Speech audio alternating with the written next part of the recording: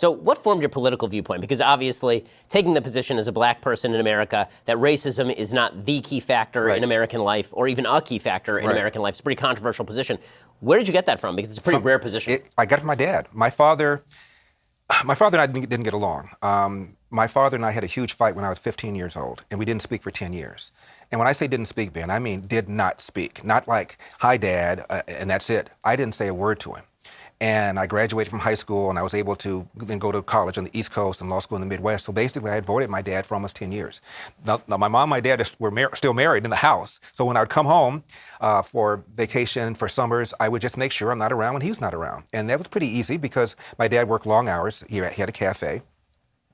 So now I'm, fast forward, I'm 25 years old. I've now graduated from law school. I have this big job with a big law firm making a boatload of money. I'm 25 years old, and I should be living large. But Ben, I can't sleep. And I know it has something to do with my dad. Not that I ever thought we'd be buddies, but I called my secretary and I said, cancel all my appointments. I'm flying to LA. I'll be back in a couple of days. I didn't tell my parents I was coming because I didn't want my father to prepare for this summit. So I get to the airport, get a cab to the restaurant. I got in at 1:30. We closed at 2:30. And I came there with these two big bags. My dad hadn't talked to me in 10 years. He sees me. He's, of course, surprised. And he said, should I put your bags in the back, Larry? I said, no, Dad. I'm only going to be here for 5 or 10 minutes. I want to tell you something. He said, okay, wait till we close. I sat there for an hour. And I said to myself, Larry, don't tee off on this son of a bitch. Just give him the highlights. Don't just wail into him. And so my dad sat down, and I wailed into him for almost 20 minutes. You see how I can go. And I talked for 20 minutes about every spanking, every whipping, everything he ever said to me, everything he'd ever done to me that pissed me off. And I gave him everything. And I was exhausted. I'd run out of ammo. My dad goes, is that it? You didn't speak to me for 10 years because of that? And I went, yeah. And my father said, let me tell you about my father. And Ben, for the first time, I saw my father cry. I did not think the man had the ability to summon tears. I didn't think he could do that. I knew my father was an only child. I knew we had no relatives on his side because we never got any gifts for Christmas. Aside from that, I knew nothing about my father. I met his mother once when I went to the South, but I knew nothing about my dad. And didn't care. I didn't like him. My brothers didn't like him either. So it wasn't like I was curious about him. So he said, let me tell you about my father. When we're sitting in these two stools in my dad's cafe. He said, your last name Elder? I said, yeah. He said, that's not the name of my father. I said, what? What is your father's name? He said, I have no idea. You never met your father? No. Who is Elder? He was in my life the longest. My mother had a series of boyfriends, each one more irresponsible than the other one. Elder was a drunk, seldom worked, and when he did, he'd take home the money, give it to my mother so that she would keep it so he wouldn't drink it away, and then come Wednesday or Thursday, he'd want it. If she didn't give it to him, he kicked the crap out of her. If ever I tried to do anything, he kicked the crap out of me. And he was in my life, my dad said, the longest. How long was the longest? He said 4 years. I said, what after that? Series of boyfriends. I'm now 13 years old, my dad said. I came home from school, 8th grade, and I was making too much noise for my mom's then boyfriend. My mom sided with the boyfriend when he and I were fighting, and she threw me out of the house, age 13, never to return. Athens, Georgia, Jim Crow South, at the beginning of the Great Depression. I defy you to find somebody with a hand dealt like that. My father goes down the road, Ben, he picks up trash, does anything he can do. Ultimately, he becomes a Pullman porter for the trains. They were the largest private employer of blacks in those days. And so he was able to travel all around the country, which was eye-opening for a little black boy from the South. And he came to California one time on a run. And it was sunny, and people seemed to be less racist. He could walk into a restaurant and get served.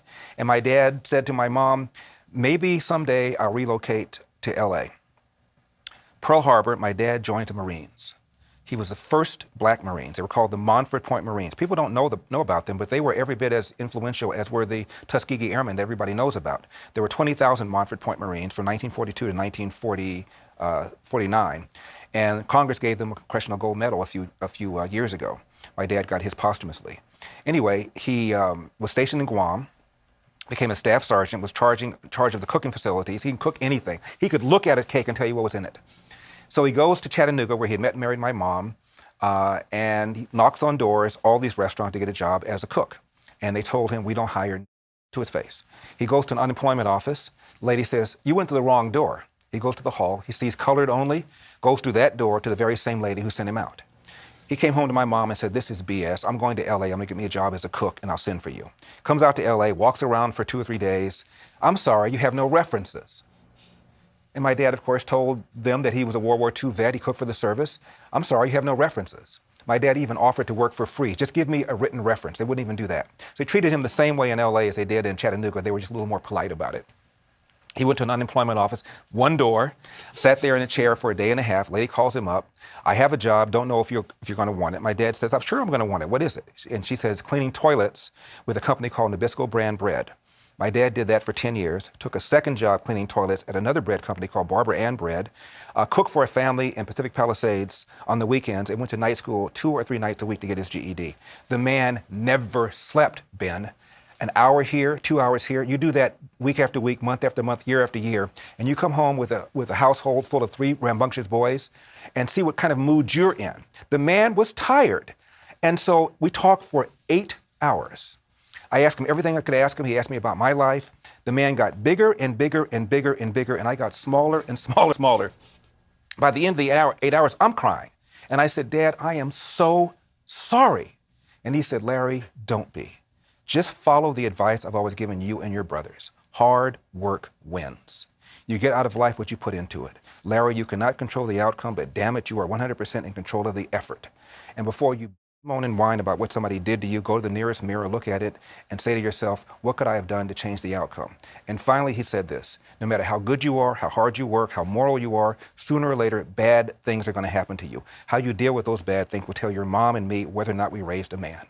So I wrote a book about it called Dear Father, Dear Son. The reason for the title is because after this 8-hour conversation, I fly back to Cleveland. My father writes me a letter. He never wrote me a letter in his life. And it said, Dear Son.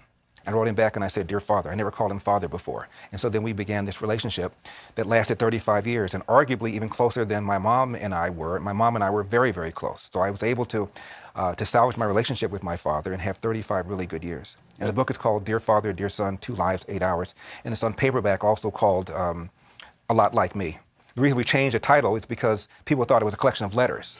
And the publisher realized that that turned off people. It's really it's a novel. It reads almost like a novel, but it's a book of memoirs. Well, it's an amazing story, and it does lead to the question, which is, I mean, your dad obviously an enormously tough individual just from the story, and you're a tough guy too in the sense that you've taken an enormous number of slings and arrows over the years to take this position. Why do you think it is that so few folks in, not just the black community, the Hispanic community, a lot of various minority communities, tend to not move along those lines, tend to not suggest that the first indicator of success is individual decision making, but the first thing that we have to overcome as a society is institutional racism or some sort of miasma of discrimination that is preventing people from achieving their goals? It's a complicated question, but it starts with the family. And I know it sounds counterintuitive because my father had no family. But if you don't have a family, a role model inside the house, a father inside the house, you're in trouble out of the gate. And 70% of black kids today are born to unwed mothers. And the number was 25% in 1965. And what we've done with our welfare state and the so-called war on poverty, which Lyndon Johnson launched, is to incentivize women to marry the government and allow men to abandon their financial and moral responsibility. And the black kind of victimhood mentality is a phenomenon of the civil rights movement going from demanding equal rights to demanding equal results. And that's what we have right now. People are demanding equal results. Results have to be earned. Rights come from God.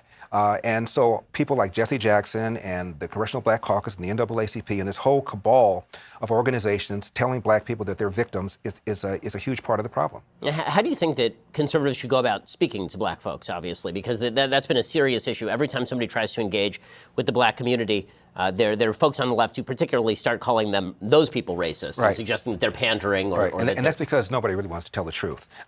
Cory Booker just the other day said he wanted to have an honest dialogue about race. No, you don't. If you have an honest dialogue about race, you don't want to hear it. To me, the most dangerous race hustler in America is not Sharpton. He's bad. Not Jackson. He's bad. Not some of the yahoos you see on cable television. They're all bad. But it's Eric Holder. Because people listen to Eric Holder. He's sophisticated. He's got degrees from Columbia, undergraduate and law school, works for a very prestigious law firm, was a respected to the left AG. He says the most outrageous things and gets away with it. For example, he gave a speech in which he talked about pernicious racism. This is around the time that Donald Sterling lost his team. You remember he was taped by his girlfriend and made some disparaging comments about blacks and ended up losing his team. And Eric Holder said, that kind of blatant racism, that kind of blatant bigotry, we got that. That's not the problem. The problem is the pernicious racism. And he gave 3 examples, none of which hold up. The first example was the push for voter ID. Polls show that about 80% of whites want voter ID, and about 70% of Hispanics do. About the same number of blacks do.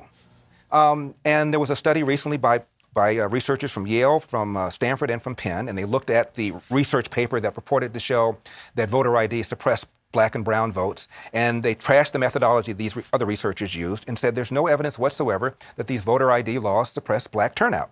Furthermore, 2008, when Obama got elected, for the first time in history, despite all these alleged voter suppression efforts, the percentage of eligible black voters who voted exceeded the percentage of eligible white voters who voted. So it's nonsense. The second one he gave is that black kids are expelled at disproportionately high rates compared to their percentage of that given school. And it's true. They are. Jesse Jackson some years ago sued the Decatur School Board, which was all white, because they kicked out a bunch of black kids who were fighting after a football game. Turns out the kids had missed collectively like 300-400 days of school. Anyway, they kicked them out. In comes Jesse Jackson, accuses the school board of racism, files a lawsuit. School board defended itself by pointing out that at other school districts where the school boards are primarily people of color, black boys are still disproportionately kicked out. And they mentioned Oakland, which was primarily a school board members of people of color. San Francisco, also the majority of the school board members were people of color, and yet the black boys were kicked out far more compared to other people when you look at their percentage in that given school. So it's just a lie, and the lawsuit was thrown out. The third thing that Eric Holder said is that black criminal defendants who commit the same crime will get a longer sentence than white criminal defendants, and that's true. But the U.S. Sentencing Commission says the reason for that is that judges take into consideration on the time of sentencing your criminal history and other factors, for example, whether or not you have a working history, whether or not you show remorse, all those factors. So even the U.S. Sentencing Commission, to which Eric Holder referred, said you can't conclude one way or the other whether or not bias is operating here. There could be all sorts of factors to explain this. So that's the best you can do. And this is the front-runner guy who's articulating the racism in America. All you could do is come up with voter ID.